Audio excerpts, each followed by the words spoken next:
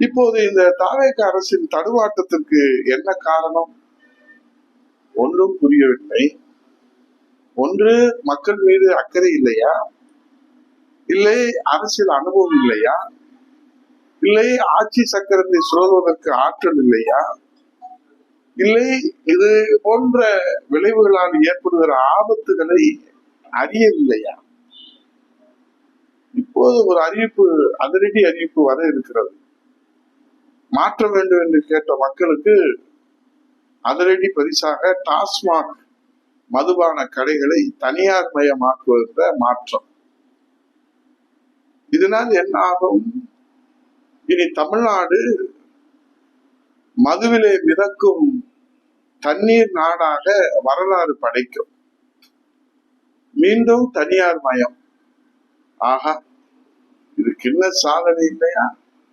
இதற்காகத்தானே மக்கள் விஜய்க்கு வாக்களித்தார்கள்.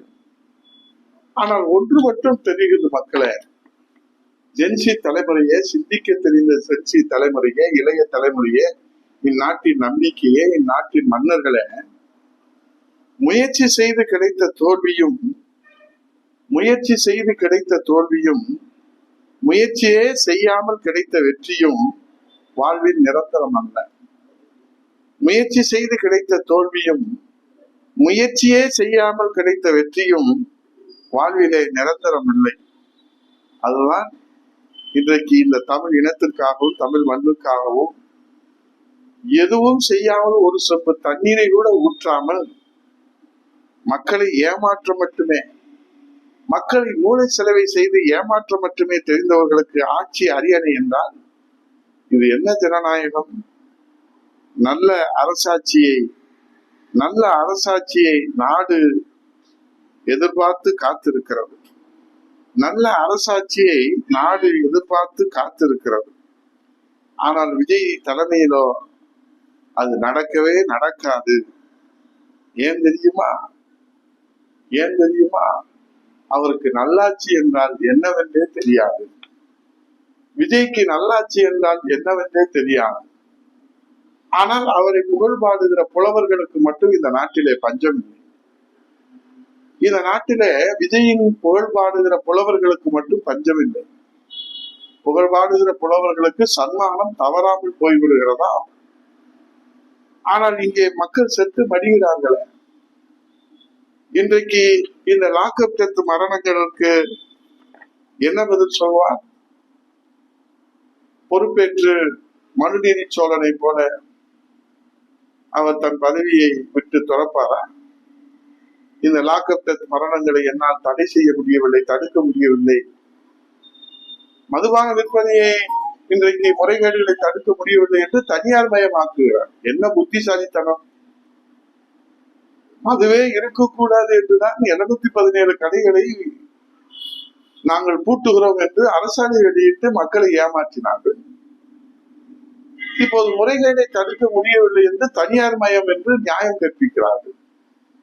Lockup death மரணம் இன்றைக்கு தடுக்க முடியவில்லை என்று காவல்துறை தனியார் மயம் ஆக்கி விடுவார்களா?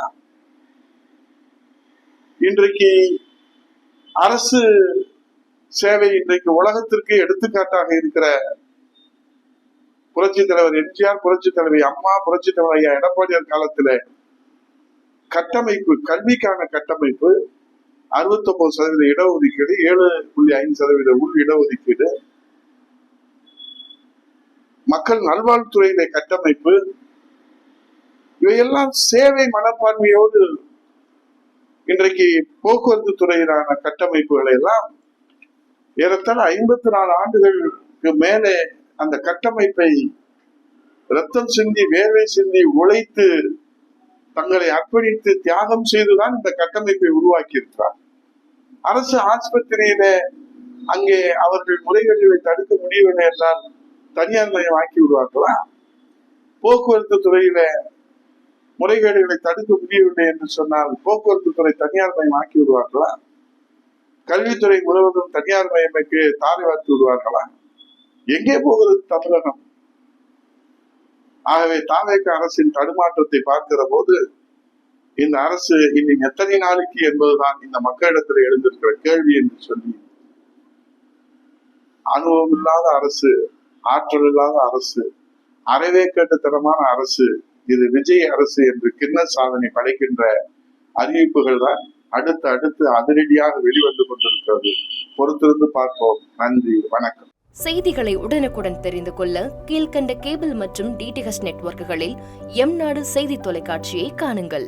பாதகம் செய்பவரை கண்டால் நாம் பயம் கொள்ளலாகாது பாப்பா.